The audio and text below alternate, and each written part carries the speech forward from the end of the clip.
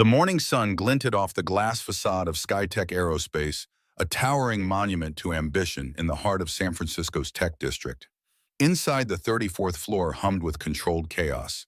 Engineers clustered around terminal screens filled with cascading code and three-dimensional drone simulations. The air carried the sharp scent of coffee and the electric tension of impending deadlines. Lena Foster moved through this world like a blade through silk.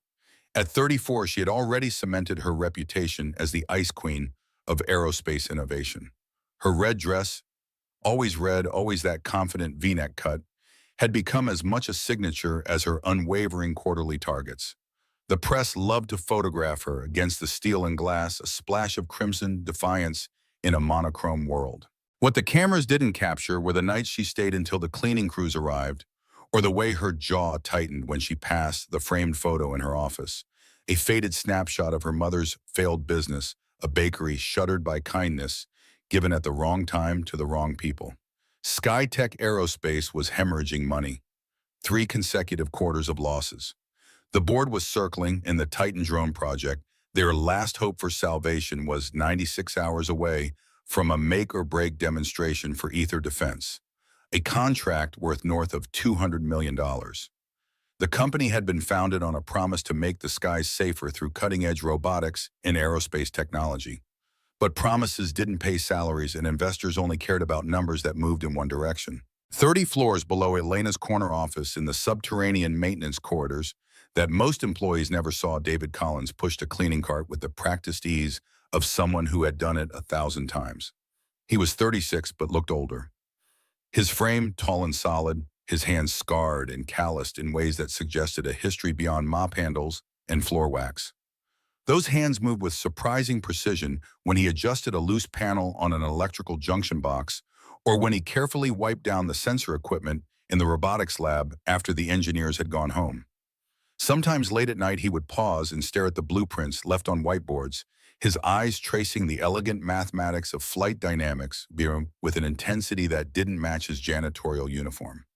No one at Skytech knew that David Collins had once been Dr. David Collins, lead controls engineer on the Orion program, the man whose algorithms had been praised in aerospace journals as the golden touch of computational flight. No one knew that his wife, Dr. Sarah Collins, had died in a laboratory accident 3 years ago, an accident that haunted him every time he closed his eyes. And certainly no one knew why he donated exactly half his minimum wage paycheck to St. Bridget's Orphanage every 2 weeks without fail. In the boardroom, Richard Miles, Elena's stepfather and chairman of the board, tapped his pen against the mahogany table with growing impatience. His silver hair caught the light, his face a mask of practiced neutrality that had served him well through 40 years in business.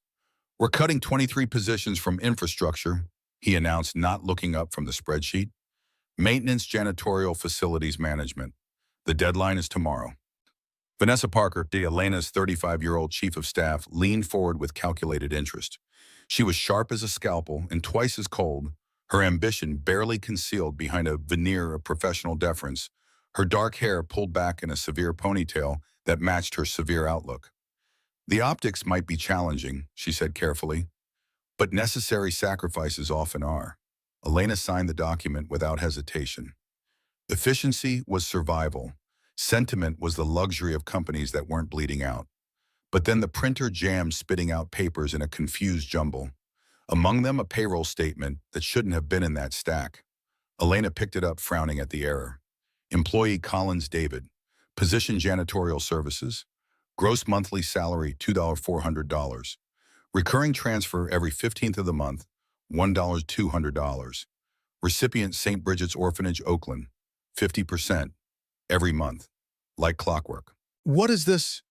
Elena's voice cut through the low murmur of the meeting. Richard barely glanced at it. Some bleeding heart trying to buy salvation. PR stunt probably. Or tax evasion. But Vanessa's eyes narrowed with predatory interest. "We should investigate the purpose of these transfers. Could be something else entirely.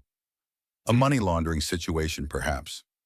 Elena stared at the numbers. $2,400 was barely enough to survive in the Bay Area. Half of that was, she did the quick calculation, the difference between making rent and sleeping in your car, between eating and not eating. Why would someone barely surviving give away so much? That afternoon, she found herself in the marble lobby waiting. She didn't plan, it didn't schedule it, but when David Collins walked past with his cart moving with that odd precision she had never noticed before, Elena stepped directly into his path. "Mr. Collins?" He stopped. Up close, she could see the details that surveillance cameras missed. The faint chemical burns on his forearms, the way his eyes were intelligent and distant at once, the careful control in every movement.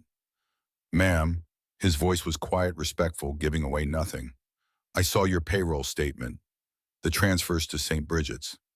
For the first time, something flickered in his expression. Not defensiveness, not pride.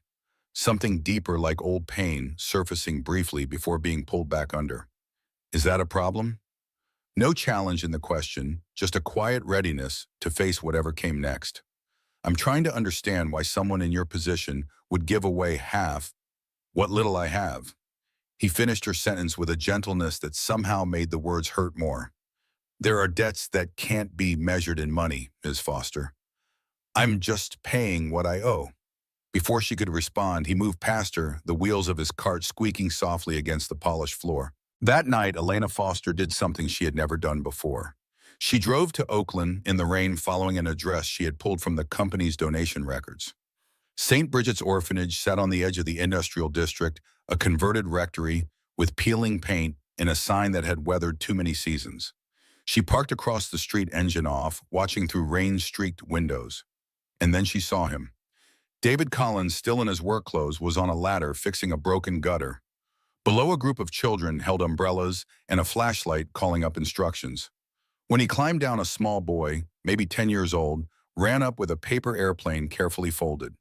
David knelt to examine it, suggesting adjustments to the wing angles with the kind of attention most people reserved for multi-million-dollar prototypes. "Uncle David, watch it fly now."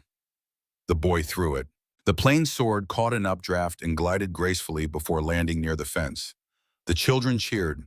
David smiled. A real smile, the kind Elena hadn't seen on his face at the company.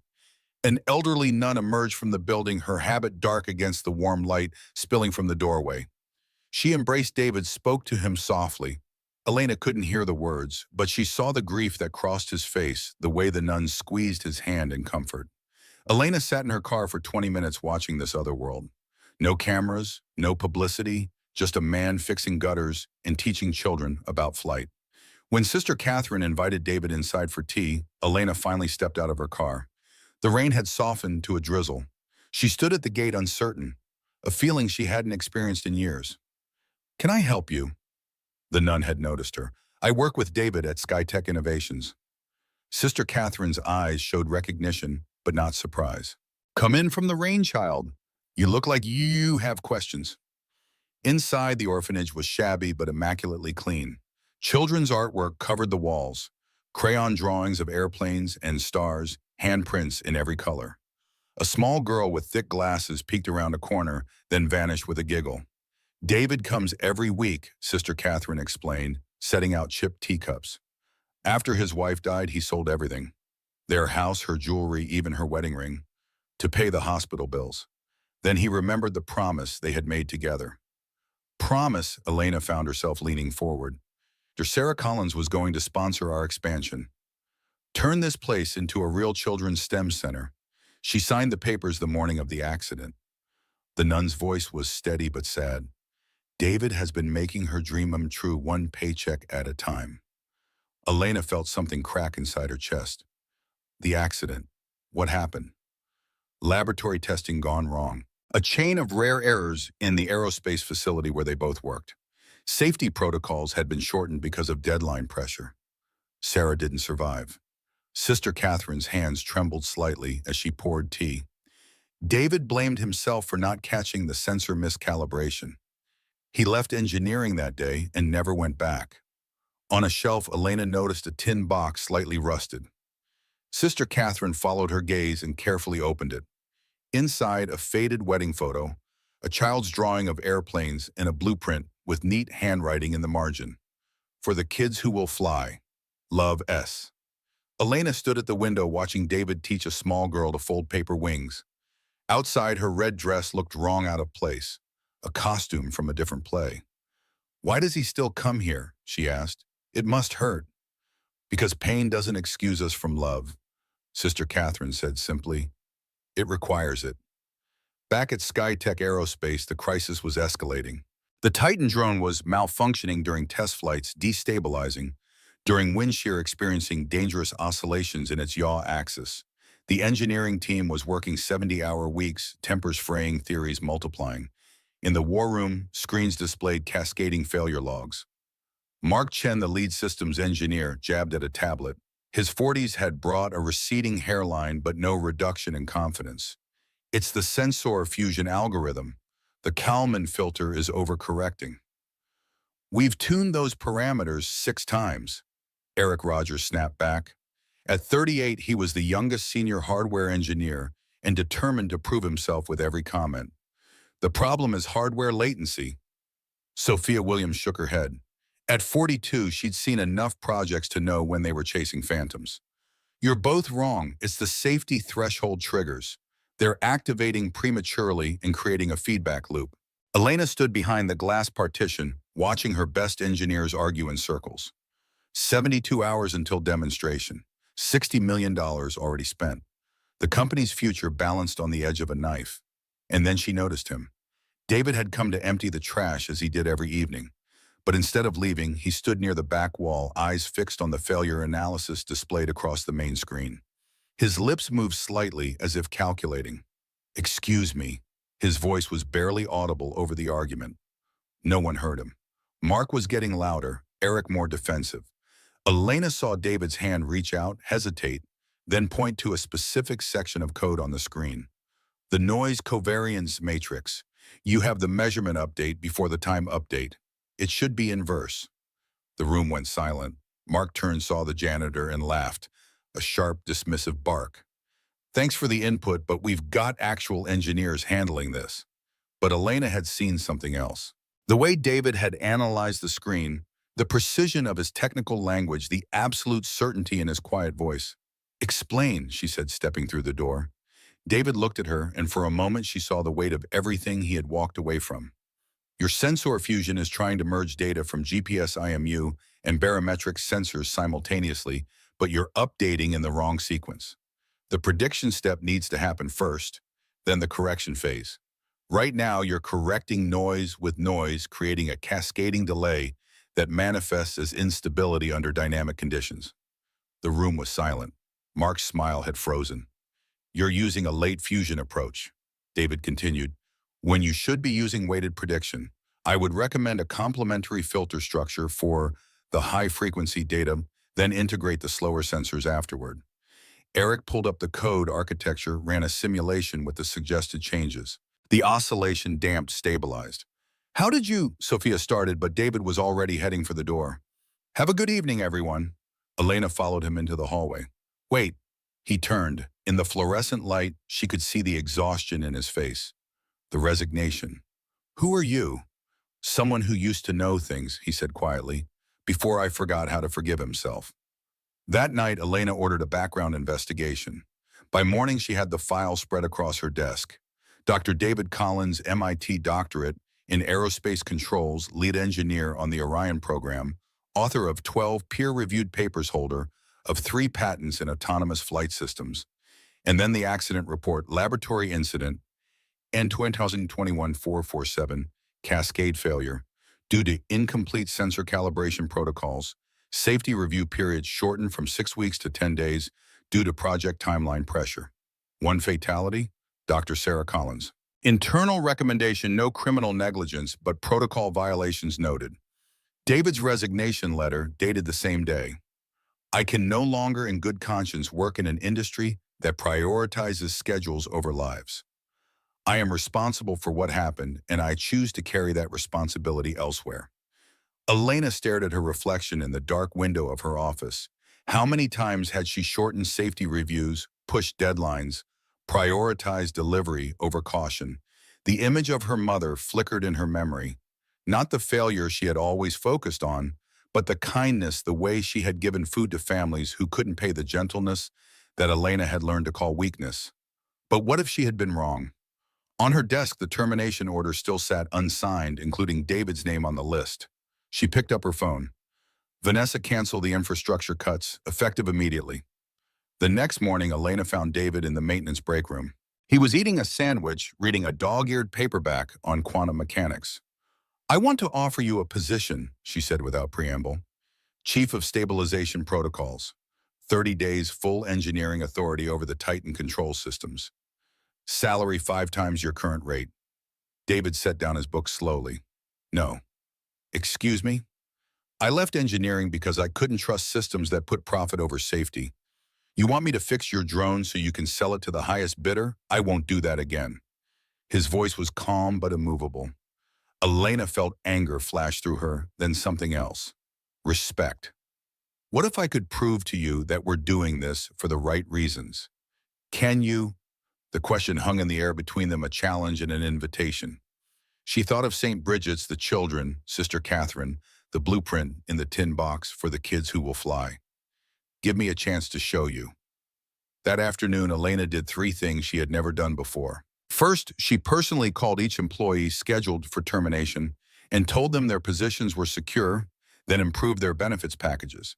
Second, she established an emergency fund for facility workers retroactive to the beginning of the year.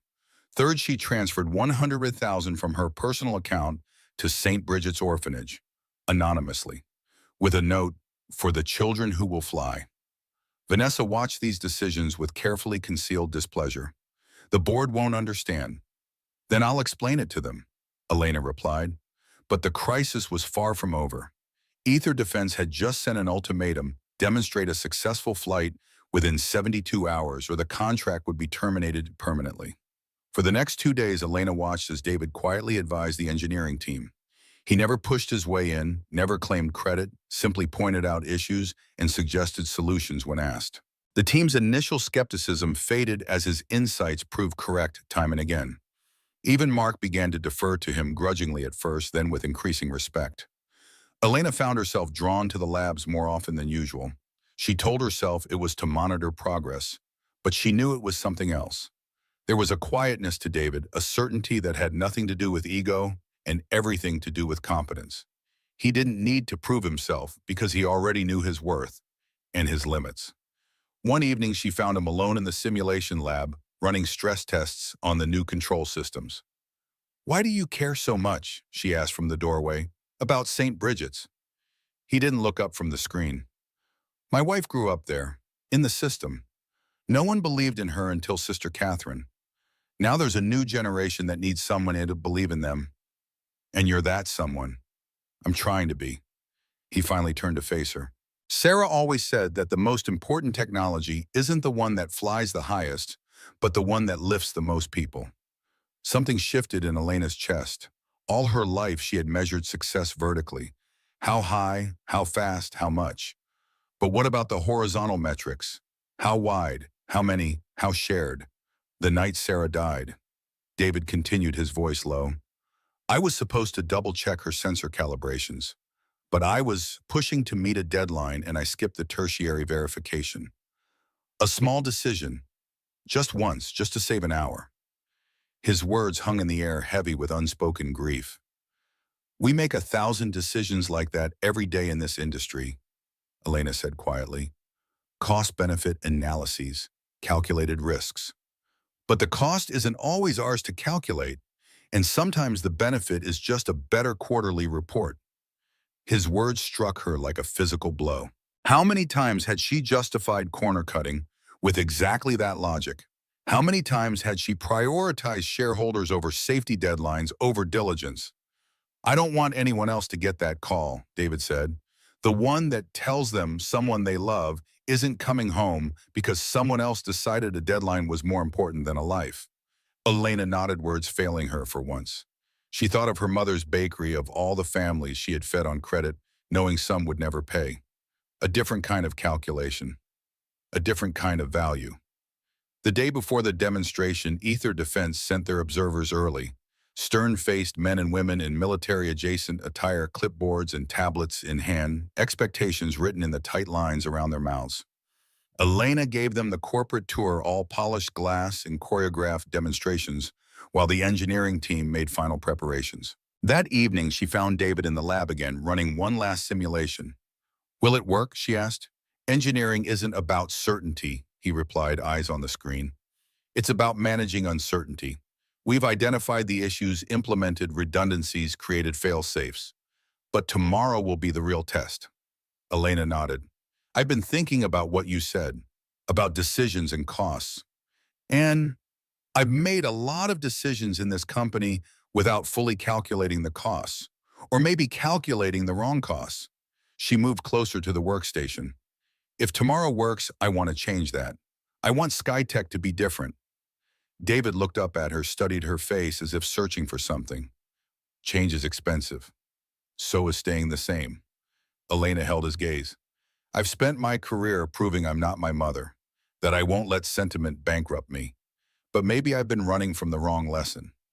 For the first time, David smiled at her, a real smile that reached his eyes. There's a saying in aerospace, the safest systems aren't the ones that never fail. They're the ones that fail gracefully and learn from it. Are you saying I should learn to fail more gracefully, Mr. Collins? I'm saying we all should, Ms. Foster. Something passed between them, then a current of understanding that had nothing to do with business and everything to do with shared humanity. For a moment, she wasn't the CEO, and he wasn't the janitor turned engineer. They were just two people trying to navigate loss and purpose, trying to build something that mattered. The moment broke when Vanessa entered the lab, tablet in hand. Elena, we have a situation. Elena straightened, CEO mode, engaging instantly. What is it?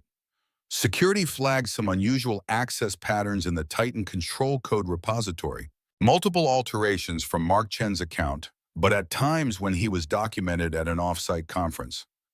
David frowned. What kind of alterations? Subtle parameter changes to the Kalman filter, the exact system that was failing. Changes designed to introduce instability under specific wind conditions. Elena felt ice flood her veins. Sabotage. That's the working theory. I've tracked the IP address to a workstation in the building. I think we should involve corporate security immediately. Whose workstation? David asked, voice suddenly sharp. Vanessa's expression remained neutral, professional. That's the strange part. The IP traces back to my office. But I assure you I've been conducting my own investigation since I discovered this anomaly. Someone must have accessed my computer when I wasn't present. Something in her tone set off alarm bells in Elena's mind. Vanessa had always been efficient, dedicated, her closest ally in the company. But there had been moments lately, subtle pushback against the new direction, questions about the softening of company policy. We'll need to examine the logs more carefully, Elena said. First thing in the morning. For now, let's focus on tomorrow's demonstration. We can't afford any distractions. Vanessa nodded too quickly. Of course. I've already secured the access points and changed all relevant passwords. The system is locked down for the night. After she left, David turned to Elena. You don't believe her? It wasn't a question. I don't know what to believe, but the timing is suspicious. Why bring this up now, the night before the demonstration? David's expression darkened. Because if there is sabotage and the drone fails tomorrow, the blame falls on me and your new direction. The old guard wins. That's paranoid thinking. Is it large corporations or ecosystems? Change threatens those who thrive in the current environment. Elena considered this. Vanessa had been her right hand for years, sharing her former ruthless efficiency, championing her hardline policies. What would it mean to someone like that if Elena suddenly changed course? If compassion and caution replaced cutting costs and corners? We need to run an independent verification of the control systems, David said, turning back to his workstation. Right now, if someone did tamper with the code, we need to find it before tomorrow. The night stretched into a marathon debugging session. They combed through thousands of lines of code, checking parameters against benchmarks, running differential analyses between versions. The engineering team joined in shifts fueled by pizza and determination. At 3 a.m., David found it. A subtle modification to the wind disturbance rejection parameters designed to look like a legitimate safety feature, but programmed to overcorrect under specific conditions. This would only trigger in a crosswind between 15 and 20 knots, he explained to the bleary-eyed team. Exactly the conditions forecasted for tomorrow's demonstration. Can you fix it? Elena asked. Already done. But this was sophisticated work. Whoever did this knows our systems intimately. Elena nodded, the implication clear. This was an inside job by someone with technical expertise and access. The list of suspects was short, and Vanessa's name was at the top. We don't confront yet, she decided. We let the demonstration proceed as planned. If the drone performs perfectly, we'll know we caught all the sabotage. Then we address the security breach. David disagreed. That's risky. What if we miss something? Then we'll handle it in real time.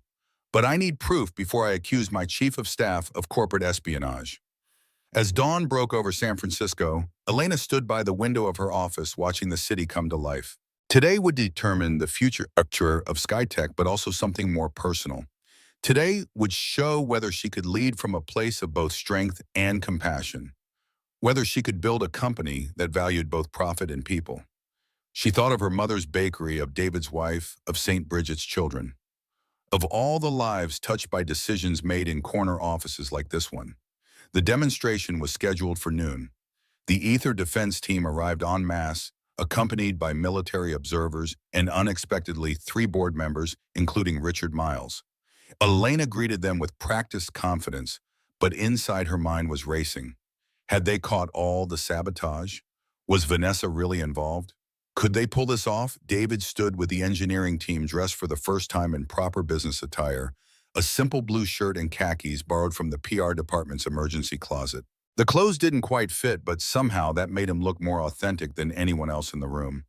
The Titan drone sat on its launch pad, sleek and predatory, a marvel of modern engineering. Cameras would track its every move. Sensors would record every fluctuation. There would be nowhere to hide if something went wrong. Ladies and gentlemen, Elena addressed the gathered observers. Thank you for your patience. Today, SkyTech Aerospace is proud to demonstrate the Titan Autonomous Aerial Platform, a system designed not just for performance, but for unparalleled safety and reliability. She nodded to Mark, who began the initialization sequence. The drone's rotors hummed to life, a sound like a swarm of mechanical bees. Displays around the room showed vital statistics: power levels, control surface responsiveness, sensor readings. Elena caught David's eye across the room. He gave her a small nod. They had done everything possible. Now it was time to see if it was enough. The Titan lifted perfectly, its rotors humming in precise harmony.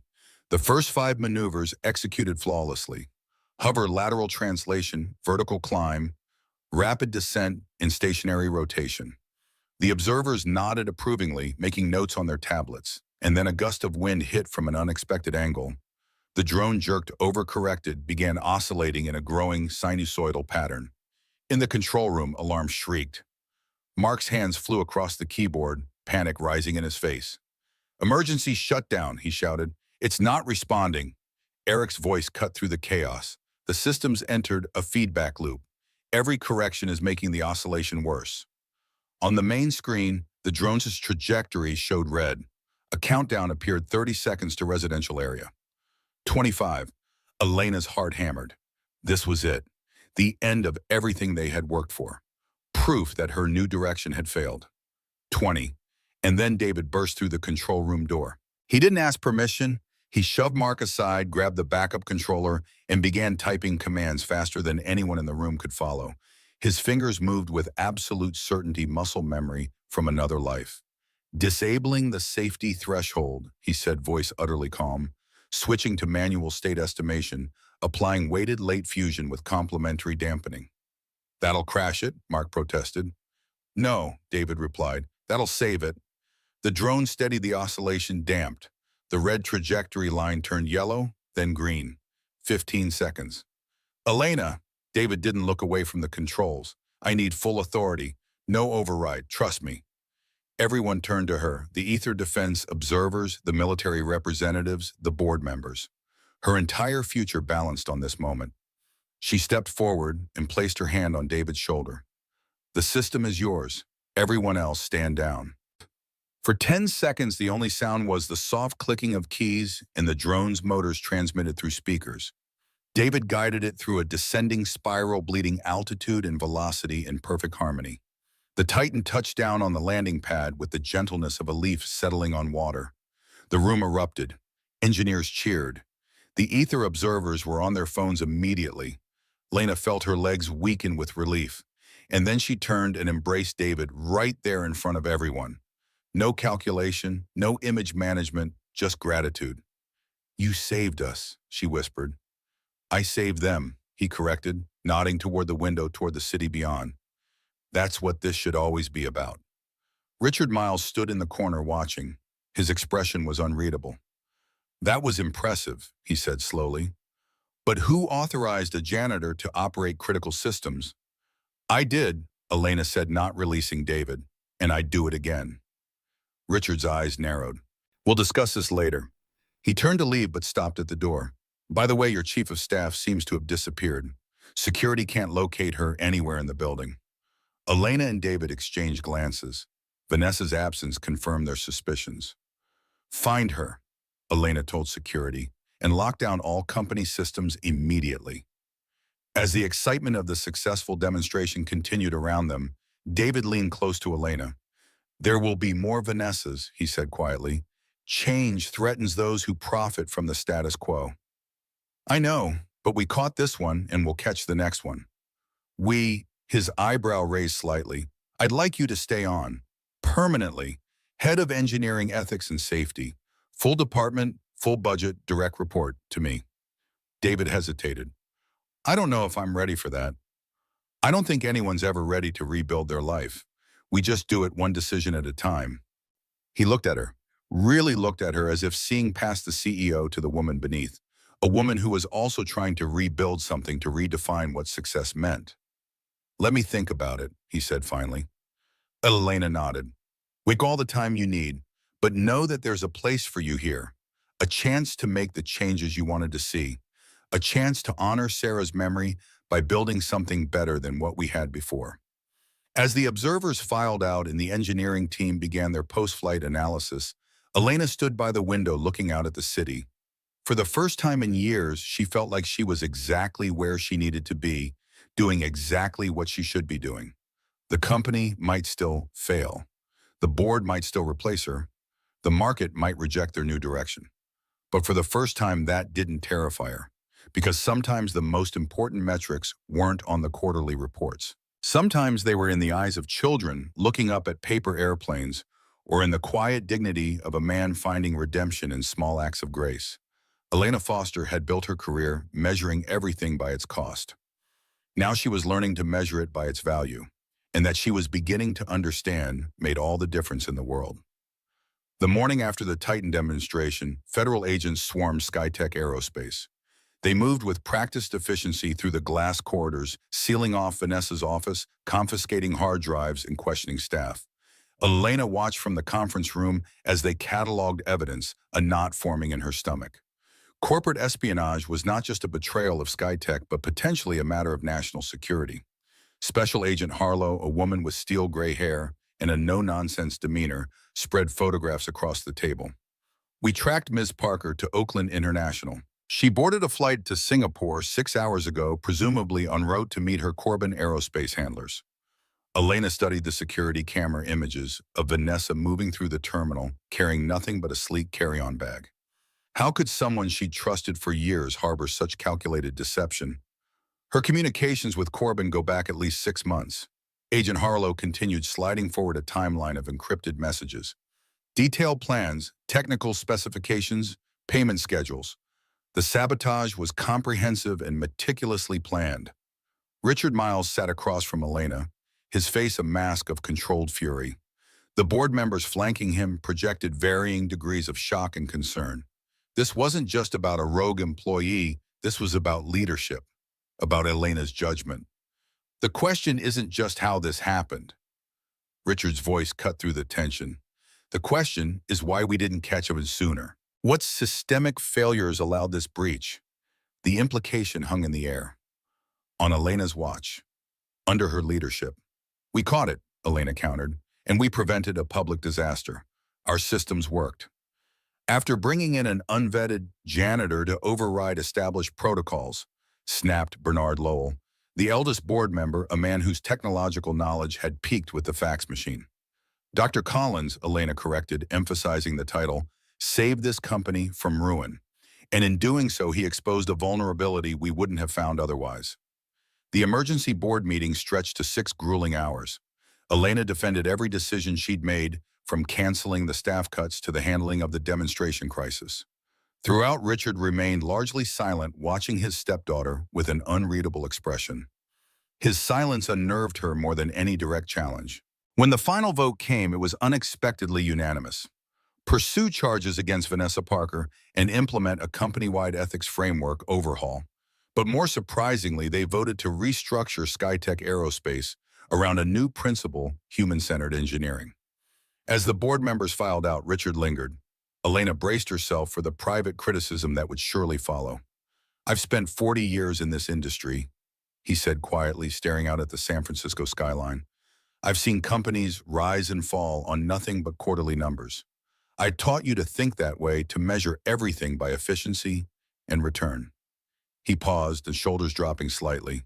"I was wrong." Elena stared at her stepfather, momentarily speechless.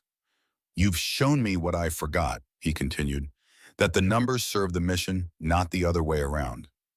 Richard turned to face her, his expression softening in a way she hadn't seen since childhood. "I'm proud of you." It was the first time he had said those words in 20 years. Later that evening, Elena found David in the robotics lab where he had been working for 16 straight hours. The Titan sat on the test stand, but now its systems were being rebuilt with layers of redundant safety protocols, each one designed to prevent exactly the kind of deadline pressure that had killed Sarah. "The board approved everything," she announced, setting down a stack of documents. "New division, human-centered flight laboratory. You'll lead it. Your only mandate is to make things safe. No compromises." David was quiet for a long moment, running his fingers along the drone's carbon fiber surface. "What about profitability?" Elena pulled out the official document. "The new contract structure includes a clause that 30% of all profits from Titan and its derivatives go into a fund. We're calling it the Sarah Collins Memorial Trust for the kids who will fly." His hands trembled as he took the paper. "And I'm adding 15% of my personal shares to the fund permanently." Elena met his eyes. "You saved this company, but more than that, you saved me from becoming someone who measured everything by what it cost and nothing by what it was worth." David stood and walked to the window. Below, the city glittered with a million lights, each one representing someone trying to build a life, find meaning, survive. "I've spent 3 years punishing myself," he said quietly, "thinking I didn't deserve to move forward, that giving money to St. Bridget's would somehow balance the scales for what I couldn't save." He turned to face her. "Now I think maybe Sarah would want me to do more than survive. Maybe she'd want me to actually live again." Slowly, deliberately, David lifted the chain from around his neck. Sarah's wedding ring caught the light, gold and eternal. He looked at it for the long moment, then carefully placed it in his pocket, not discarding it, but releasing it. "I loved her," he said. "I'll always love her. But I think I'm ready to let myself be human again. To make mistakes, to hope." Elena stood, closing the distance between them. "I've been afraid my whole life," she confessed. "Afraid of being soft, of losing control, of repeating my mother's mistakes. You showed me that strength and compassion aren't opposites. They're partners." "What are we doing here, Elena?" She smiled, a real smile, nothing calculated or curated. "I think we're learning to fly." The announcement of Skytech's restructuring sent ripples through the industry. Stock prices fluctuated wildly as analysts tried to predict what human-centered engineering would mean for the bottom line. Some investors pulled out, unwilling to gamble on what they saw as feel-good rhetoric. Others doubled down, sensing a market advantage in ethical innovation. Elena spent weeks in back-to-back meetings with shareholders, explaining her vision. The toughest audiences were the institutional investors, represented by men and women with spreadsheets who spoke the language of quarterly returns and year-over-year growth.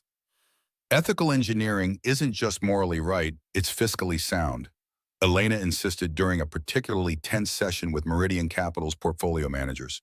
Safety failures cost billions in liability recalls and reputational damage. We're not just building a better company, we're defining success differently in our industry. Meanwhile, David assembled his new department, handpicking engineers who shared his commitment to rigorous safety standards. He instituted a revolutionary policy: any employee could halt a project if they spotted a potential safety issue without fear of reprisal or ridicule. The Collins Protocol, as it came to be known, quickly identified three critical flaws in existing systems that might have gone unnoticed under the old regime. The transformation wasn't without growing pains.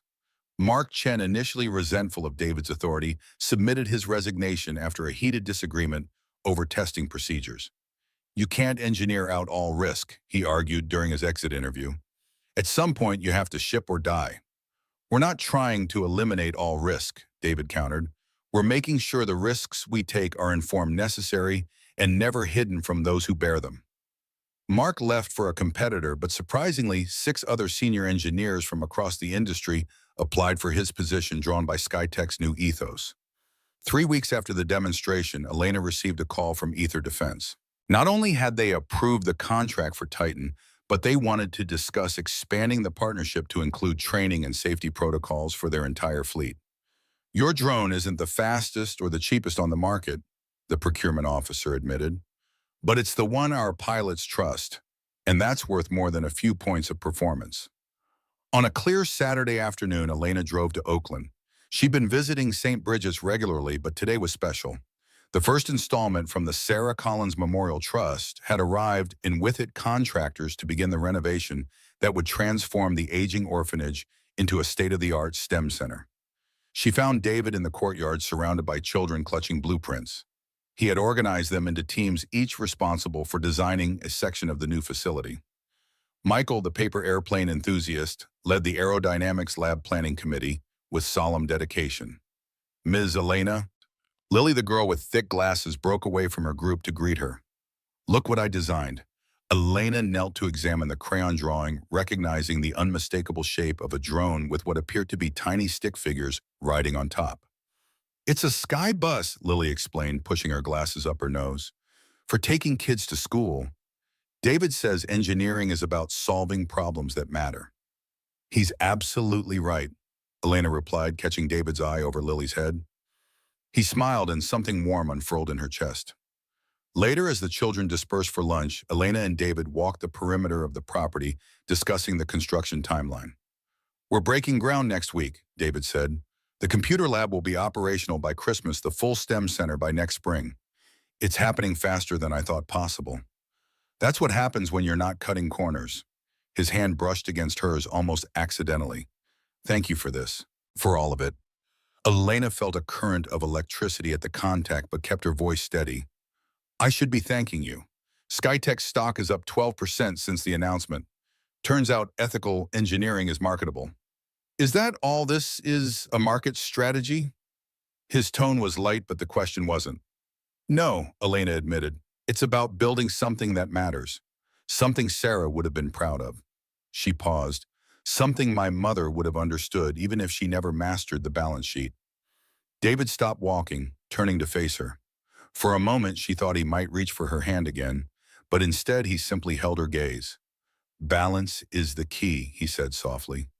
"In engineering and business and life, finding that equilibrium between opposing forces." The moment lingered between them, charged with possibilities neither was quite ready to name.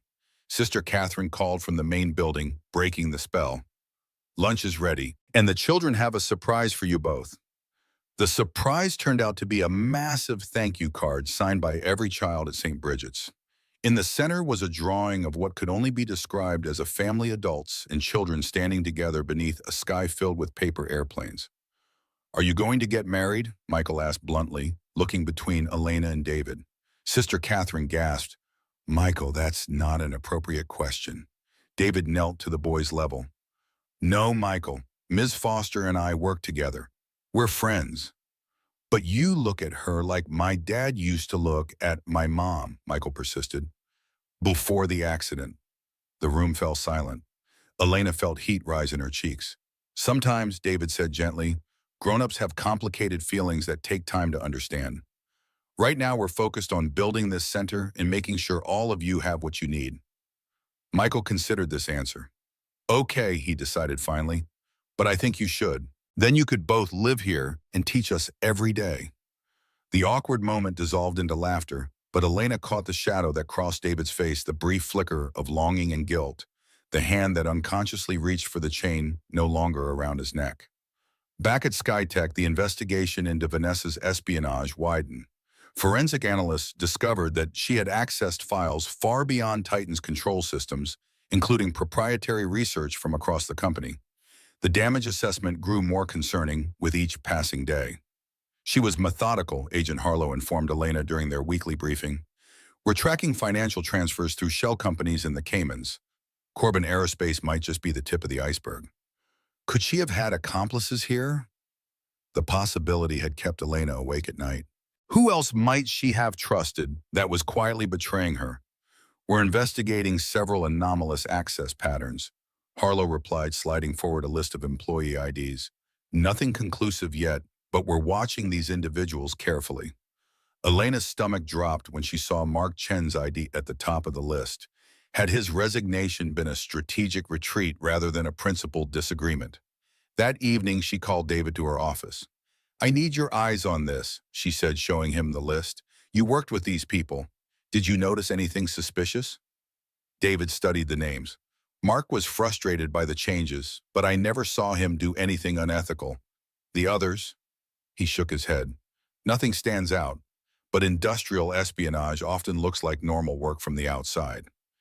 That's what scares me. Vanessa was my closest colleague for years. I never suspected a thing. Because she reflected back what you wanted to see, David observed. She reinforced your values' efficiency results no matter the cost. She was your echo chamber. The observation stung, but Elena recognized its truth. And now my values have changed, which made her position untenable. Evolution always threatens those adapted perfectly to the current environment.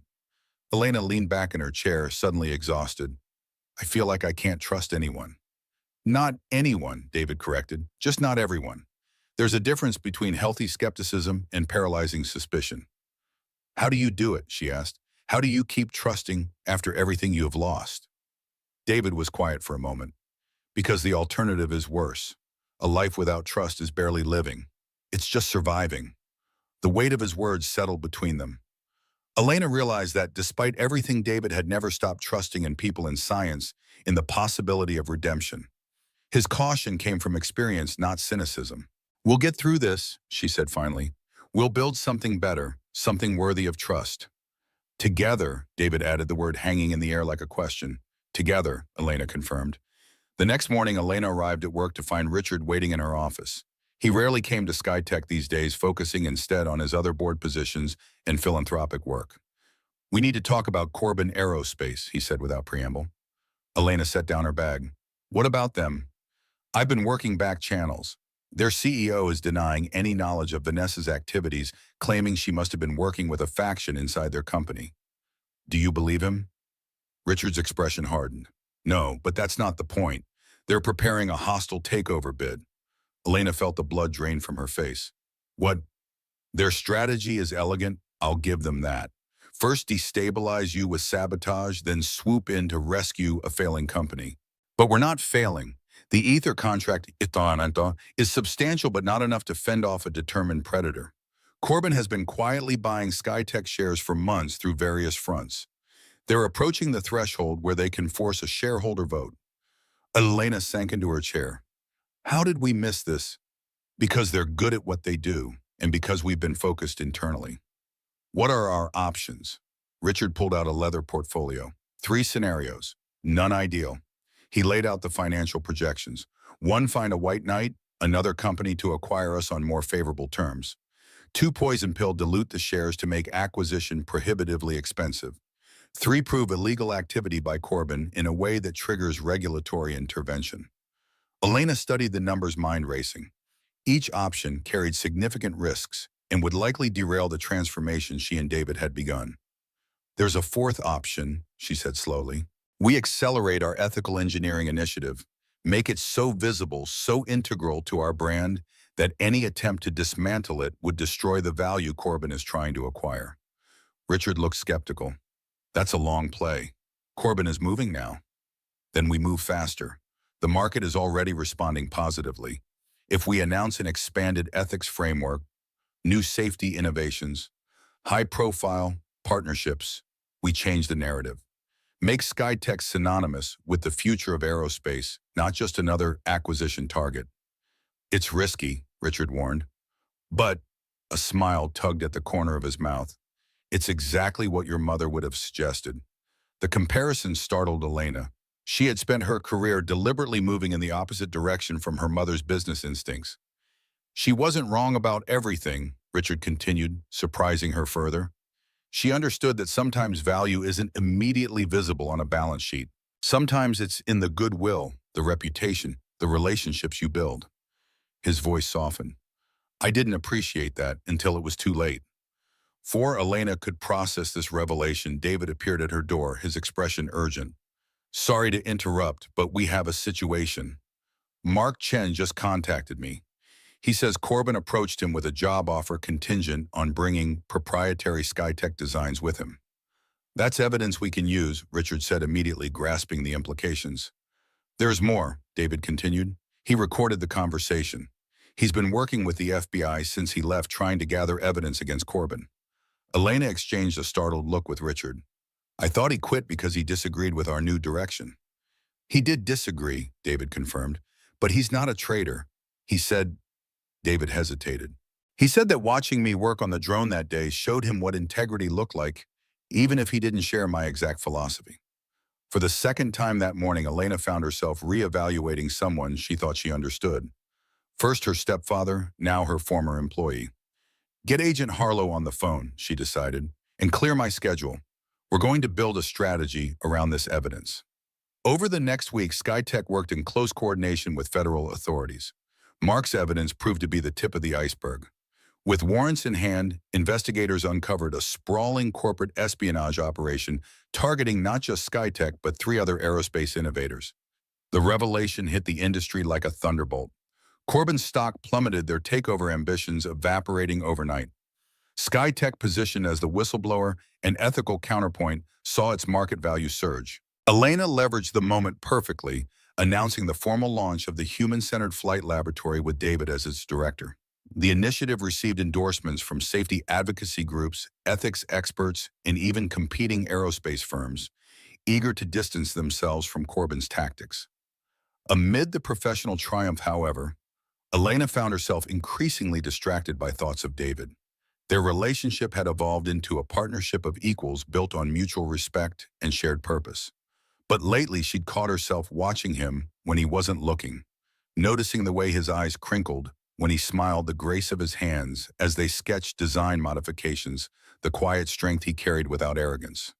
One evening she found him alone in the lab, poring over safety simulation data for Titan's next iteration. He'd been working non-stop for days, barely sleeping, driven by a vision of what SkyTech could become. You need to rest, she said from the doorway. He looked up, blinking as if emerging from a trance. Just a few more runs. We're close to something important in here. Elena moved to his workstation, studying the screen. A new fail-safe protocol. More than that, a completely different approach to autonomy. Instead of programming drones to prioritize the mission above all else, we're teaching them to consider the wider impact of their decisions, like an ethical framework embedded in the core logic. You're teaching machines to care about consequences. David nodded, enthusiasm lighting his tired features. Not just for military applications. Think of civilian uses: medical supply, delivery, disaster response, environmental monitoring. If drones can make ethical decisions in real time, they become more than tools. They become partners. Elena was struck by the elegance of the concept. It's brilliant. It's early, he cautioned, but the simulations are promising. He rubbed his eyes, finally acknowledging his exhaustion. You're right, though. I should rest. When was the last time you did something just for yourself? Something not related to work or St. Bridget's? David considered the question, seeming genuinely perplexed. I can't remember. That's what I thought. Elena made a spontaneous decision. Come on, get your jacket. Where are we going? Trust me. 30 minutes later, they stood on the windswept shoreline of Baker Beach, watching the sunset paint the Golden Gate Bridge in shades of crimson and gold. The air was crisp with salt and possibility. I haven't been to the ocean since... David trailed off. Since Sarah, Elena prompted gently. He nodded. We used to come to this exact spot. She loved how the bridge looked at sunset. Elena felt a pang of regret. I'm sorry, I didn't know. We can go somewhere else. No, David's voice was firm. This is perfect. Sarah wouldn't want these places to stay frozen in time, empty of new memories. He bent down, picked up a smooth stone, and skipped it across the waves. She believed in living fully. They walked along the shore, shoes in hand, talking about everything and nothing, childhood memories, favorite books, dreams they had set aside. For these brief hours, they weren't CEO and engineer, weren't weighted by corporate responsibilities or past tragedies. They were just two people connecting in the most human of ways. As darkness fell and the temperature dropped, Elena reluctantly suggested heading back. They walked to her car in comfortable silence, both sensing that something had shifted between them, though neither was ready to name it. Thank you, David said as they reached the parking lot. I needed this more than I realized. Elena smiled. Me too. The drive back to the city was quiet, a gentle tension filling the space between them. When Elena pulled up outside David's modest apartment building, neither moved to end the evening. Would you like to come up for coffee? David asked finally, the question heavy with unspoken meaning. Elena hesitated, feeling the weight of professional boundaries, of recent traumas, of emotions not yet fully processed. I don't think that's a good idea, not yet. Relief and disappointment mingled in David's expression. Relief that she understood the complexity of what was developing between them. Disappointment that the evening had to end. Not yet, he repeated, finding hope in the implied someday. We're both still healing, Elena said softly. Still figuring out who we are in this new world we're building. I don't want to rush something that matters. David nodded, a small smile warming his features. Always the strategic thinker. In this case, I think patience is the wisest strategy for both of us. He reached across the console, briefly covering her hand with his. Good night, Elena. Good night, David.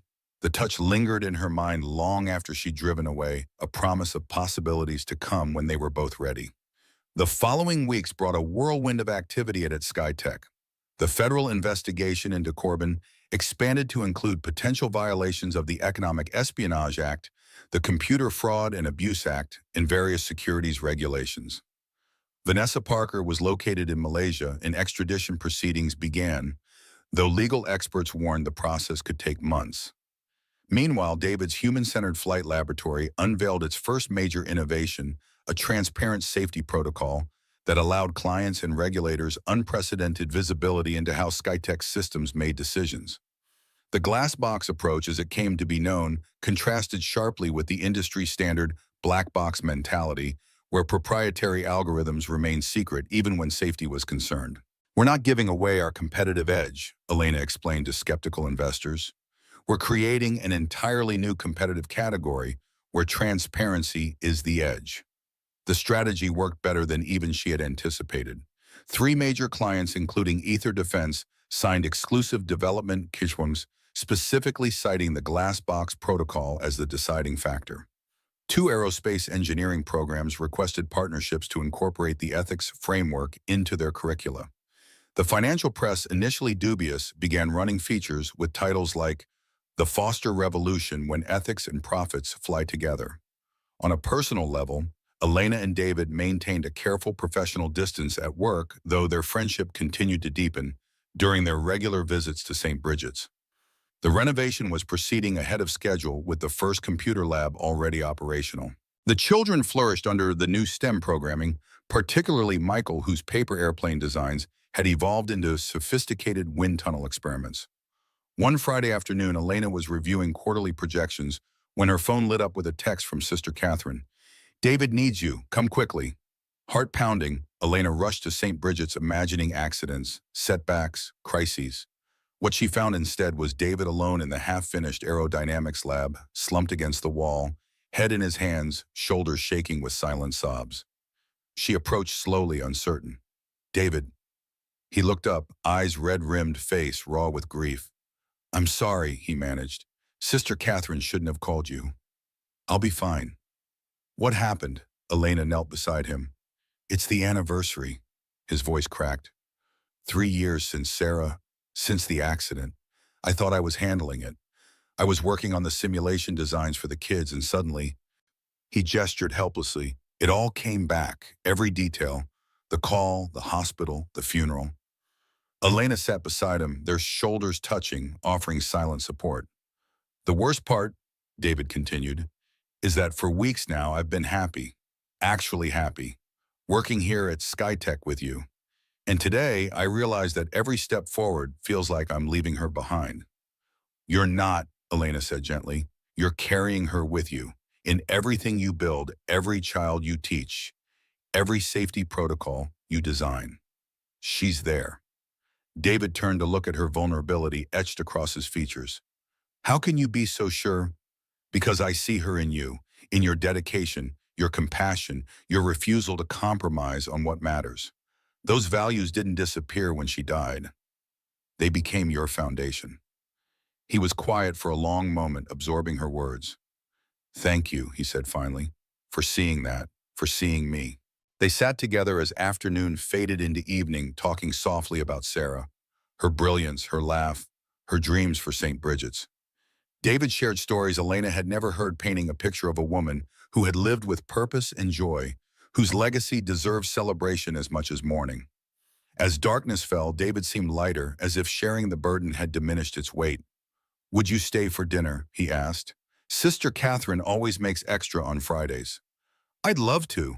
The meal was simple but delicious, homemade lasagna and garlic bread, with the children chattering excitedly about their projects. Elena watched David interact with them, his earlier grief transformed into gentle attentiveness. He belonged here, she realized, in a way that went beyond professional obligation or charitable impulse. These children were family to him, a connection to Sarah, but also something new and vital in their own right. After dinner, as the children dispersed to their evening activities, Sister Catherine pulled Elena aside. He needed you today, the nun said softly, not just anyone, you specifically. Elena felt a flutter of uncertainty. We work together. We're friends. Sister Catherine's knowing smile suggested she saw more than Elena was ready to acknowledge. Whatever label you choose, the connection is real and precious. The observation lingered with Elena during the drive back to the city. What exactly was developing between her and David? Friendship, certainly. Professional respect, absolutely. But also something more nuanced, a recognition of kindred spirits, of complementary strengths, of shared values discovered through very different paths.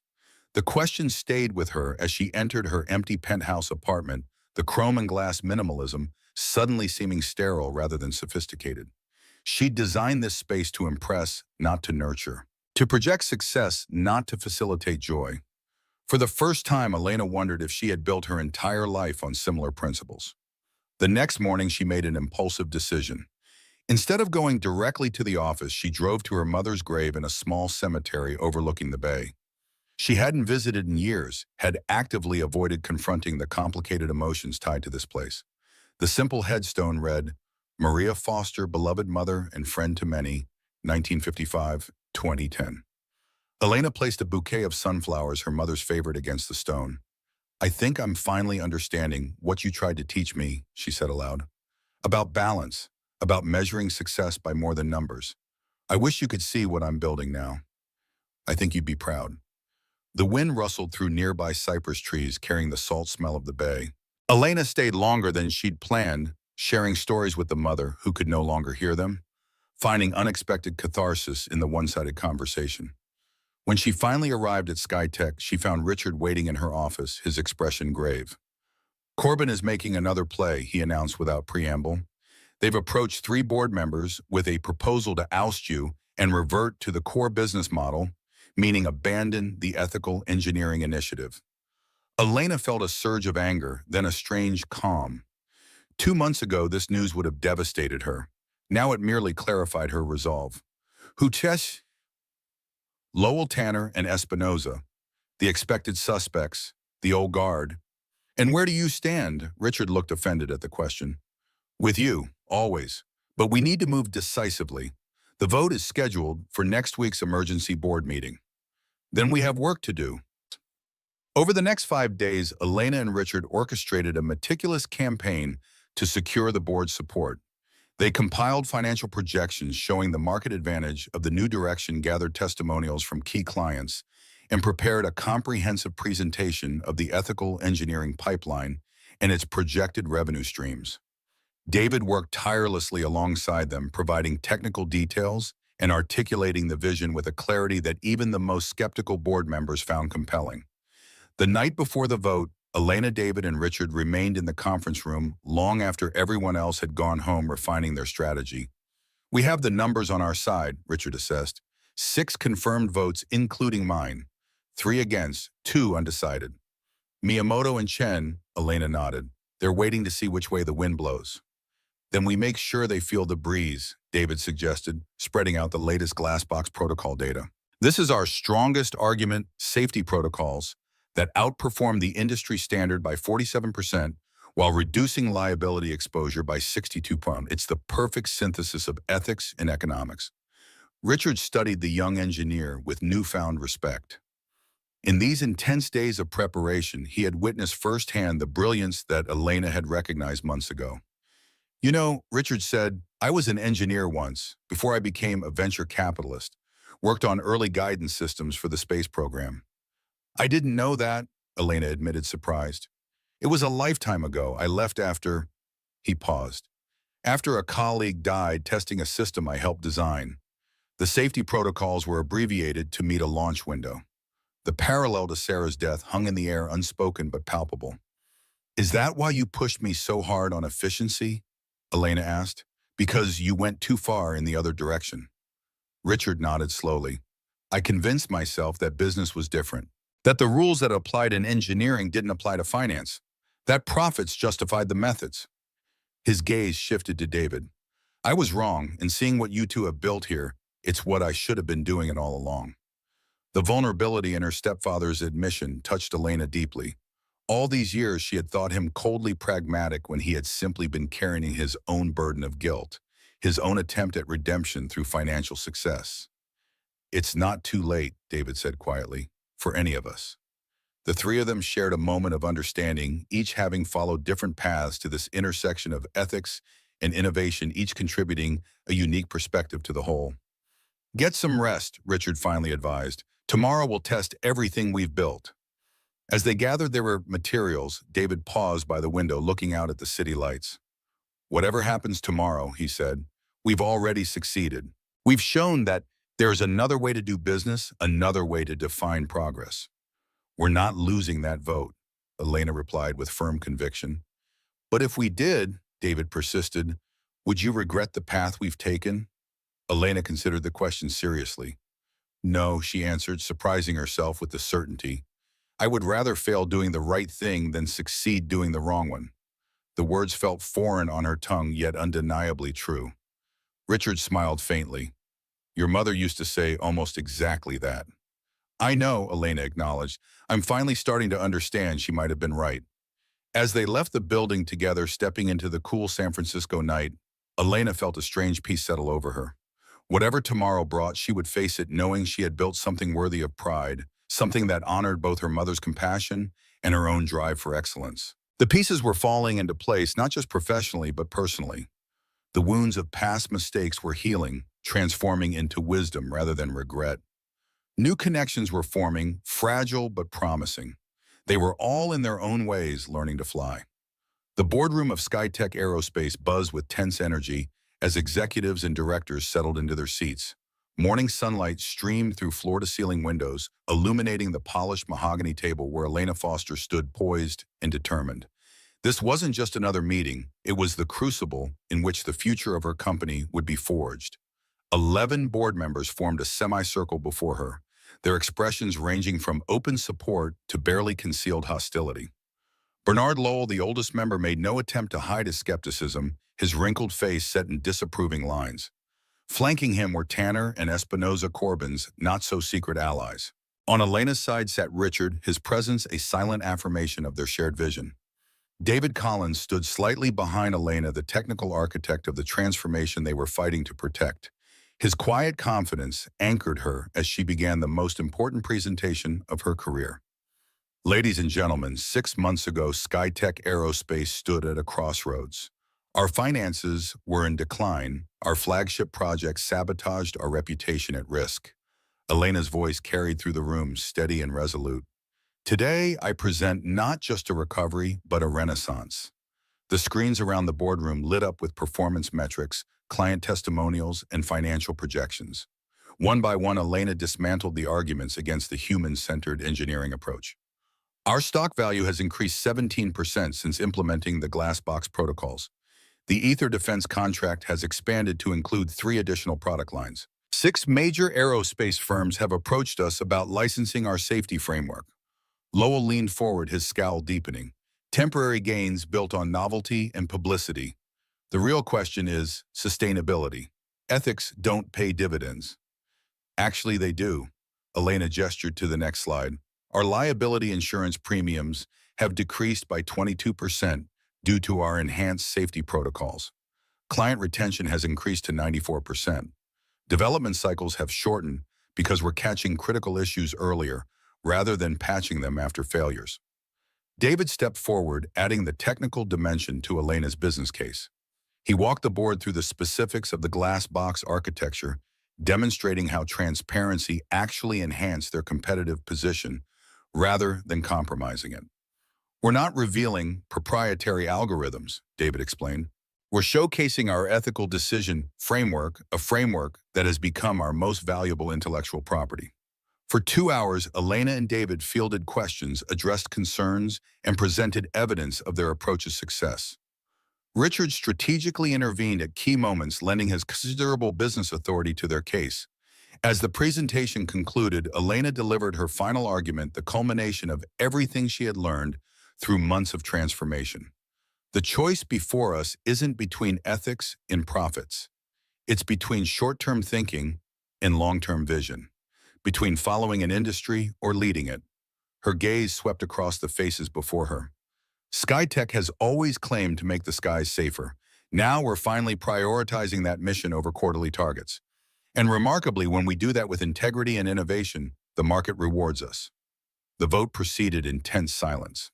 Richard, confident in their position, had requested a show of hands rather than a secret ballot. One by one, directors indicated their decision. When the count finished, Elena remained standing, expression carefully neutral, despite the triumph surging through her. 8 votes in favor of continuing the current direction. 3 opposed. A decisive victory. As the room emptied, Bernard Lowell paused beside Elena, his aged frame carrying the dignity of his years, despite his defeat. I hope you're right about this new direction, Foster. I've seen too many idealistic ventures crash and burn. This isn't idealism, Bernard, it's evolution. Elena met his skepticism with certainty. The industry is changing. We're just smart enough to change first. Lowell nodded curtly, a reluctant acknowledgement, if not agreement. We'll see.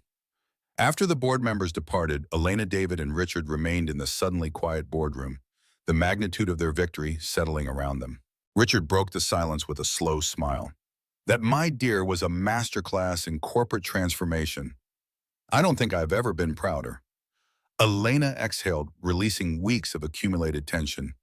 We did it. You did it, David corrected.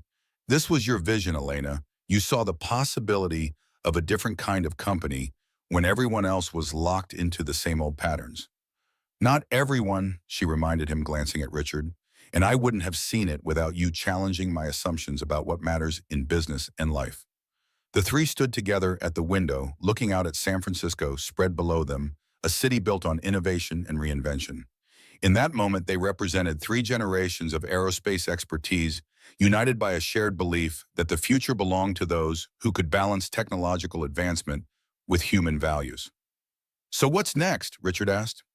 You've secured the board's support. The ethical engineering initiative is safe. Where does SkyTech go from here? Elena turned from the view, energy radiating from her as possibilities unfolded in her mind. We scale. We take what we've proven works at SkyTech and create industry-wide standards. We establish the Sarah Collins Institute for Ethical Engineering to train the next generation. David looked at her in surprise. You'd name it after Sarah. With your permission, Elena confirmed. Her legacy deserves to extend beyond St. Bridget's. The principles you've built into our systems, the values you've brought to our company, they should become the foundation for aerospace education everywhere. The emotion that crossed David's face transcended simple gratitude. It was recognition of a deeper truth that Sarah's death, while still a tragedy, had catalyzed changes that would save countless lives in the future. She would be honored, he said quietly, and amazed at what you've accomplished in her name. Richard cleared his throat, clearly moved by the exchange. I'll contact my friends at MIT and Caltech. Get the ball rolling on university partnerships. He checked his watch. And now I believe we have a celebration to attend. The transformation of St. Bridget's Orphanage into the St. Bridget's STEM Center was complete, and today marked its official opening. After months of construction, renovation, and equipment installation, the children would finally have full access to the facilities that would shape their futures. Elena, David, and Richard arrived at the center to find a small crowd gathered outside. Local officials, press donors, and neighbors had come to witness the ribbon-cutting ceremony. Sister Catherine stood on the front steps, surrounded by excited children dressed in their best clothes for the occasion. Michael, now 11, had been chosen to cut the ribbon. He stood proudly beside Sister Catherine, his paper airplane expertise having evolved into promising engineering talent over the past months. Beside him, Lily adjusted her thick glasses, clutching the program she had helped design for the event. As Elena and David approached, the children surged forward, enveloping them in enthusiastic greetings. These visits had become a regular part of their lives, the relationships deepening with each interaction. What had begun as charity had transformed into genuine connection, a community built on shared purpose and mutual care. Sister Catherine embraced them both, her weathered face radiant with joy. Look at what you've created, she marveled, gesturing to the transformed building behind her. Sarah would be speechless. The original structure remained its historic character preserved, but now it housed state-of-the-art facilities, computer labs equipped with the latest technology, a robotics workshop filled with tools and components, a science center with microscopes, telescopes, and experimental stations, a library stocked with books on every STEM subject imaginable, alongside classic literature and art. The ceremony proceeded with speeches from local officials praising the initiative, but the most powerful moment came when Michael stepped forward to speak. His small frame seemed to grow as he addressed the gathered crowd with surprising eloquence. Before Uncle David started coming here, I didn't know what engineering was. I just liked making paper airplanes. He held up one of his creations, now a sophisticated glider with precisely calculated dimensions. Now I'm learning about aerodynamics and physics and computer programming. And I'm not the only one. Every kid here is discovering what they can build, what they can solve. Michael's eyes found David in the crowd. Uncle David taught us that engineering isn't just about making cool stuff. It's about making things that help people. And Ms. Elena showed us that you can run a business that cares about doing good things, not just making money. The adults exchanged moved glances, humbled by the child's simple articulation of principles they had fought so hard to establish in the corporate world. As Michael cut the ribbon, cheers erupted, and the children raced inside to show visitors their new educational home. Elena found herself walking through the building alongside Richard, observing the transformation with a sense of accomplishment that transcended any professional success. Your mother would have loved this, Richard said unexpectedly. She always believed in giving people tools to improve their own lives, not just handouts. Elena nodded, a familiar ache softening into something more like gratitude when she thought of her mother now. I used to think her generosity was a weakness. Now I see it was just a different kind of strength than the one you taught me. We both had pieces of the truth, Richard acknowledged. She understood the human element that I overlooked. I understood the systems and structures she sometimes neglected. He paused, watching David show a group of children how a wind tunnel worked. Together, we might have built something remarkable, like you and David are doing now. The implication hung in the air, neither personal nor entirely professional. Elena felt a flush rise to her cheeks, but didn't deny the observation. We're good partners, she said carefully.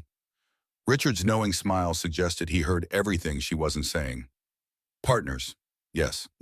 Later that afternoon, as the formal events concluded, Elena found herself in the new library with Lily. The 9-year-old had become particularly attached to her over the months, perhaps recognizing a kindred spirit in Elena's focused determination. Ms. Elena, will you read with me? Lily held up a book about women in science. I'd love to. Elena settled into a window seat beside the child, feeling the strange and wonderful contrast between this quiet moment and the high-stakes corporate battles she'd been fighting hours earlier. As they read about Marie Curie, Katherine Johnson, and modern innovators like Frances Arnold, Lily, asked questions that revealed both her intelligence and her insecurities. Do you think I could be a scientist even though I need these? She tapped her thick glasses. Some of the greatest minds in history have worn glasses, Elena assured her. They're just tools that help you see clearly, like how we use computers to help us think faster or microscopes to see tiny things. Lily considered this analogy. So they're not a weakness. Absolutely not. Recognizing when you need tools and using them properly, that's a strength. The conversation struck Elena as metaphorical. How long had she resisted the tools of empathy and ethical consideration in business, seeing them as weaknesses rather than strengths? How much clearer was her vision of success now that she'd incorporated them? Across the room, David watched their interaction, a smile playing at the corners of his mouth. When Lily eventually ran off to join a science demonstration, he joined Elena in the window seat. "You're good with her," he observed. "With all of them, actually." "I never thought I would be. Children weren't part of my 5-year plan." And now, Elena looked out at the courtyard where children played beneath the same sky that had once held Sarah's dreams for them. "Now I'm learning that the best things often aren't in the plan. They're the adaptations you make when the plan meets reality." David followed her gaze. Sarah used to say something similar, that life is what happens in the gap between intention and outcome. Smart woman. She was, and she would have liked you, Elena. Your determination, your willingness to change course when presented with new information. The compliment warmed her. "I wish I could have known her." "In some ways you do," David said softly, "through this place, through the safety protocols we've built, through the lives that will be saved because of what happened to her." A comfortable silence fell between them, filled with the ambient sounds of children learning and playing. It struck Elena that this might be what contentment felt like, this quiet satisfaction in creating something meaningful, this sense of alignment between personal values and professional purpose. "I've been thinking about the Sarah Collins Institute," David said eventually. "What if we expanded the concept, not just aerospace, but ethical engineering across industries? Medical devices, transportation, energy." Elena's mind immediately began calculating possibilities, potential partnerships, funding models. "That's ambitious. Too ambitious. No such thing." Elena's eyes sparkled with renewed purpose. "We'd need to structure it as a nonprofit separate from SkyTech, but with strong corporate partnerships. Research grants, educational programs, industry certifications. You're already building it in your head, aren't you?" "That's what I did," she admitted with a laugh. "See the pieces and how they fit together. And I see the principles that should guide their assembly," David added. "Together we might actually pull this off." The word "together" hung between them, laden with meaning beyond the professional context. Neither seemed quite ready to address it directly, but its presence colored their interaction with possibilities. As evening approached, the celebration wound down. Families departed, officials and press had long since left, and only the core group remained. Sister Catherine invited them to stay for dinner, a tradition that had evolved over months of collaboration. Around the large kitchen table, Elena, David, Richard, Sister Catherine and several of the older children shared a meal and conversation that flowed easily between technical discussions of the new facilities and personal stories. The boundaries between professional and personal, between benefactors and beneficiaries, had blurred into something more like family. After dinner, as Richard helped Sister Catherine with dishes, an arrangement that had surprised everyone the first time, but now seemed natural, Elena and David found themselves alone in the courtyard. The spring evening was mild, the sky painted in watercolor shades of pink and lavender as the sun set over Oakland. "This is my favorite time of day here," David confessed. "The transition between structured activities and quiet reflection. You can almost feel the knowledge settling in their minds, taking root." Elena nodded, understanding exactly what he meant. She'd felt it herself, the integration of new insights, the recalibration of priorities, the subtle shift in perspective that came with genuine growth. "David," she began, then hesitated, uncharacteristically uncertain of her words. "These past months have been transformative for SkyTech, for this place, for me personally." "For me too," he acknowledged. "I find myself thinking differently about everything. Success, purpose, what matters in the long run." David turned to face her fully, the fading light softening his features. And what does matter in your recalibrated view? Connection, she answered without hesitation. Integrity, building things that last because they are fundamentally sound, not just efficiently produced. She took a breath, stepping closer to the personal truth behind the professional revelation. And people, specific people who challenge and inspire you to be better than you thought possible. The implication hung in the air between them, neither willing to be the first to name the growing connection that had evolved from mutual respect to friendship to something deeper. David reached for her hand, the gesture simple but profound in its intentionality. I've been afraid to move forward, he admitted, to want something for myself beyond atonement and obligation. I know. Elena interlaced her fingers with his. I've been afraid too. Of vulnerability, of priorities that can't be quantified on a balance sheet. So where does that leave us? In uncharted territory. She smiled. But I'm starting to think that's where all the important discoveries happen. Before David could respond, Michael burst into the courtyard excitement, overriding his usual consideration. Uncle David, Miss Elena, come quick. They're talking about us on the news. They followed him inside to find everyone gathered around the television in the common room. A major network was running a feature on the glass box protocol and its impact on aerospace safety standards. The reporter stood outside SkyTech headquarters speaking earnestly about a paradigm shift in how technology companies approach ethical considerations. Clips from interviews with industry experts followed, all praising the innovation and predicting its spread to other sectors. Then, to everyone's surprise, the report cut to footage of St. Bridget's STEM Center, highlighting the connection between corporate ethics and community investment. This is amazing publicity, Richard observed, the businessman in him automatically calculating the marketing value. It's more than publicity, Elena corrected gently. It's validation that doing the right thing gets noticed, that ethical choices create ripples beyond their immediate impact. As the news segment concluded, Lily turned to Elena with wide eyes behind her glasses. Does this mean other companies will start helping kids like us too? The innocent question crystallized everything Elena had been working toward. That's exactly what it means, Lily. We're showing them that it's not just the right thing to do, it's the smart thing to do. Later that night, as they prepared to leave, Sister Catherine pulled Elena and David aside, pressing a small wooden box into their hands. I've been saving this for the right moment. I think tonight qualifies. Inside lay the original sketches Sarah had drawn for the STEM Center, dated just days before her accident. Alongside them were recent drawings from the children showing their interpretations of what the center had become. The juxtaposition of vision and reality, of loss and creation, was powerfully moving. She would be so proud, Sister Catherine said, her eyes bright with unshed tears. Not just of the center, but of you both, of how you've honored her dream and expanded it beyond what any of us could have imagined. The drive back to San Francisco was quiet, both Elena and David absorbed in reflection. The wooden box sat between them, a tangible connection between past and future. When Elena pulled up outside David's apartment building, neither moved to end the evening. Would you like to come up? David asked, echoing his invitation from weeks before. This time, Elena didn't hesitate. Yes. David's apartment was modestly furnished, but meticulously organized, with bookshelves lining the walls and a small drafting table by the window.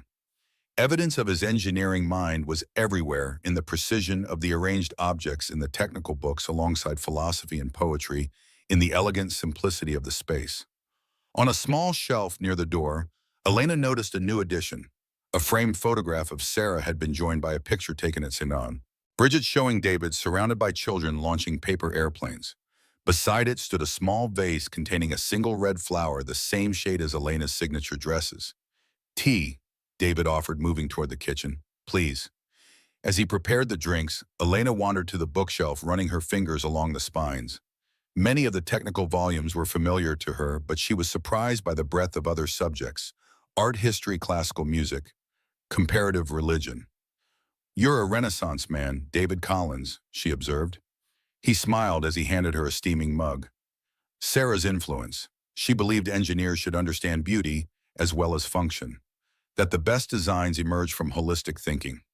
They settled on the small sofa, close enough to feel each other's presence, but still maintaining a space that honored the significance of whatever was unfolding between them. I keep thinking about what Lily asked, Elena said after a while. about other companies helping children like them. What about it?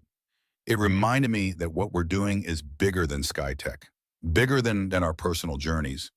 We have a chance to reshape how the entire industry thinks about responsibility and impact.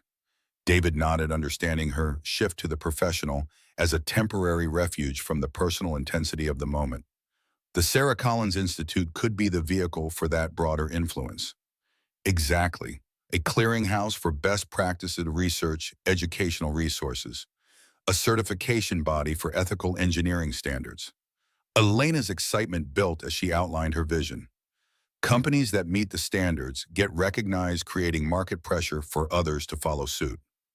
We'd need to ensure the standards have real teeth, David cautioned, not just corporate window dressing. Absolutely. Measurable metrics, independent verification, regular reassessment, no greenwashing allowed. And they spent the next hour sketching ideas their professional synergy as natural as breathing. Elena found herself thinking how different this was from her previous relationships, where work had always been a competing priority rather than a shared passion.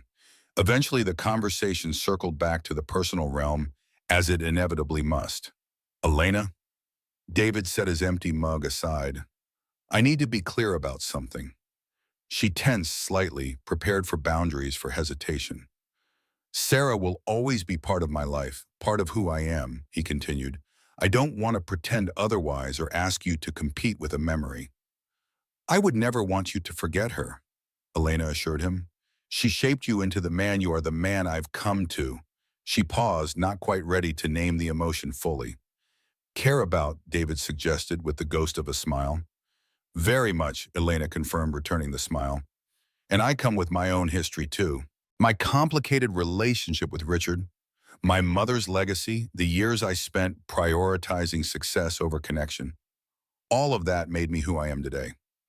The woman I've come to care about very much, David echoed, moving closer.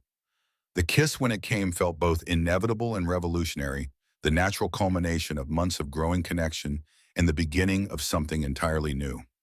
Gentle at first, then deepening with the release of long-held restraint. When they finally parted, Elena rested her forehead against his, feeling strangely vulnerable and completely secure all at once. This complicates things, she whispered. In the best possible way, David replied. Complex systems tend to be more resilient than simple ones. Any engineer will tell you that. Elena laughed, the sound bright in the quiet apartment. Trust you to find an engineering principle that applies to relationships.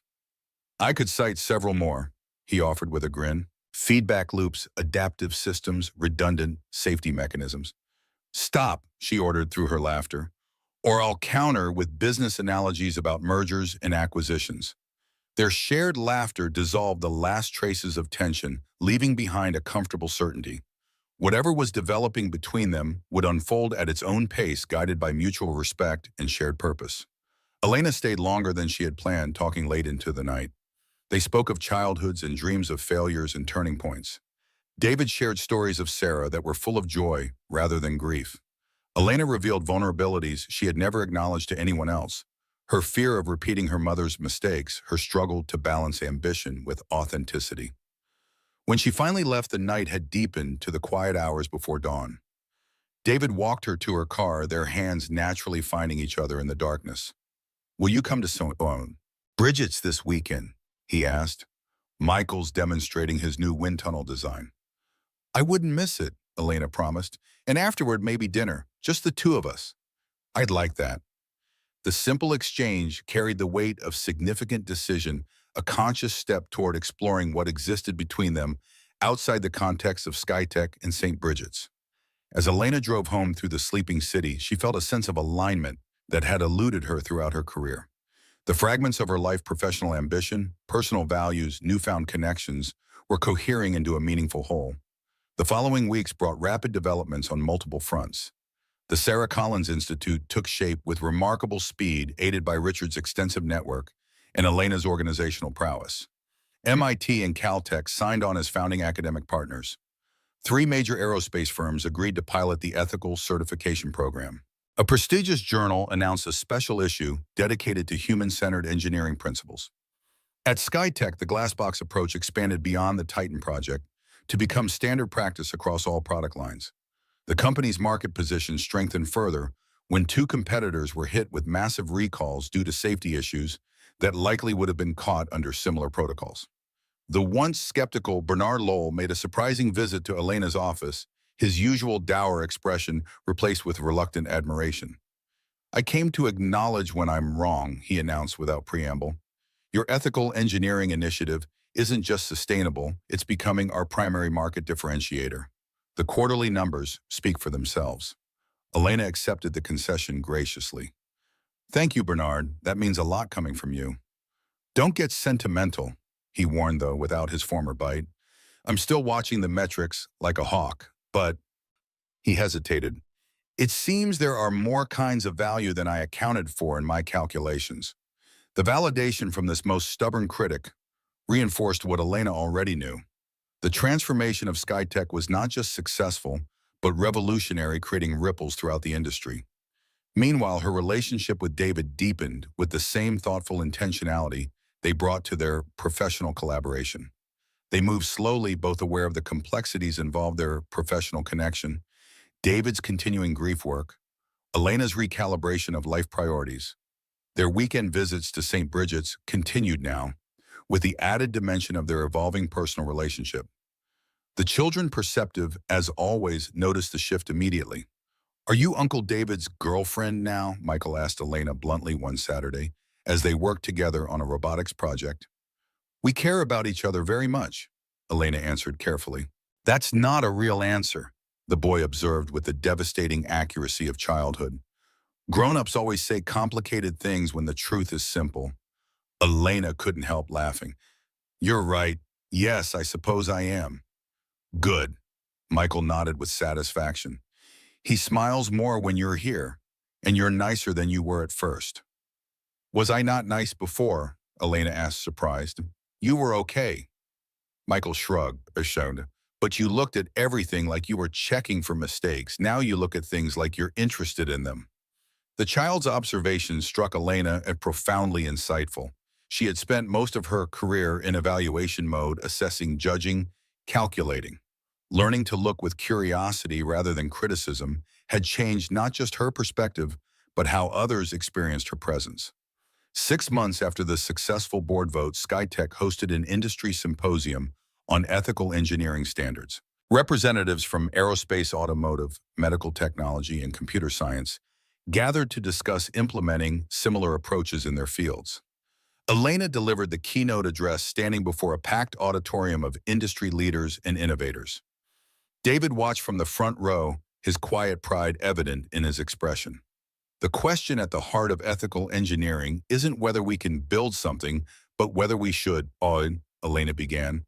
"And if we do build it, what safeguards ensure it serves humanity rather than endangers it?" These aren't abstract philosophical considerations. They're practical design parameters that should guide every stage of development. She outlined the principles that had transformed SkyTech: transparent decision frameworks, prioritizing safety over deadlines, involving diverse perspectives in design reviews, creating systems that fail gracefully when they inevitably encounter unexpected conditions. The old model separated ethics from engineering, treating moral considerations as an afterthought or regulatory burden. She continued, "The new model integrates ethics into the engineering process itself, recognizing that the most elegant solutions emerge when human values guide technical innovation." The response was overwhelming. Companies pledged to adopt similar frameworks. Universities requested curriculum guidance. Regulatory bodies expressed interest in incorporating the standards into compliance requirements. At the reception following her speech, Elena found herself surrounded by industry peers, eager to learn more about the Glassbox protocol and its implementation. As she fielded questions and made connections, she caught sight of David across the room, deep in conversation with a group of engineers from a medical device company. A surge of emotion caught her by surprise, pride in what they had built together, gratitude for the path that had brought them to this point, and something deeper that she was finally ready to name, even if only to herself. Later that evening, as they walked along the waterfront, Elena shared Michael's blunt question and her response. "So I've been officially categorized as your boyfriend. David mused, amusement dancing in his eyes. By an 11-year-old aerospace prodigy. Is that okay? Elena asked, suddenly uncertain. I should have discussed it with you first. More than okay, David assured her, pulling her closer as they walked. Though boyfriend does sound oddly adolescent for people our age. Partner, then. In all the ways that matter, he agreed. They paused at a viewpoint overlooking the bay, the lights of the city reflecting in the dark water. Behind them, the Golden Gate Bridge stretched across the strait, its elegant engineering illuminated against the night sky. I've been thinking, David said, after a comfortable silence, about where we go from here, professionally and otherwise. Elena turned to face him, sensing the significance of the moment. And if I had, the Institute is taking shape faster than we anticipated. It needs dedicated leadership to reach its potential. He took a breath. I'm considering stepping back from SkyTech to focus on building it full-time. The prospect of not working directly with David daily gave Elena pause, but she recognized the logic of the proposal. The Institute does need someone with your vision at the helm, and the separation would address any concerns about our personal relationship affecting professional decisions at SkyTech. My thoughts exactly. Clean governance, clear boundaries. He hesitated. But there's more to consider than organizational charts, such as where home is. David's expression grew contemplative. I've been living in transition for 3 years, not fully present anywhere, not fully invested in building a life, rather than serving a penance. Elena understood immediately. And now you're ready to put down roots again. Yes. His eyes met hers, vulnerability and certainty mingling in his gaze. With you, if that's what you want too. The directness of the question took Elena's breath away. She had expected a longer courtship, more tentative steps toward commitment. But hadn't their entire relationship developed through this pattern of careful consideration followed by decisive action? I do want that, she answered honestly. I want to build something lasting with you, David. Something that honors where we've been and creates something new. He kissed her, then beneath the stars and city lights, sealing the commitment with tenderness and promise. There's one more thing, David said as they resumed their walk. I'd like to ask Sister Catherine if she would consider joining the Institute as Director of Educational Outreach. Her experience with the STEM Center makes her ideal for developing programs for underserved communities. That's brilliant, Elena agreed immediately. And we could establish a scholarship fund for St. Bridget's graduates to pursue engineering degrees. Create a pipeline from the center to universities to the industry. Their professional visions continued to align and expand even as their personal relationship deepened. The integration felt natural, each aspect enhancing rather than competing with the other. 1 year after the Titan demonstration that had changed everything, St. Bridget's STEM Center celebrated its first anniversary with a community open house.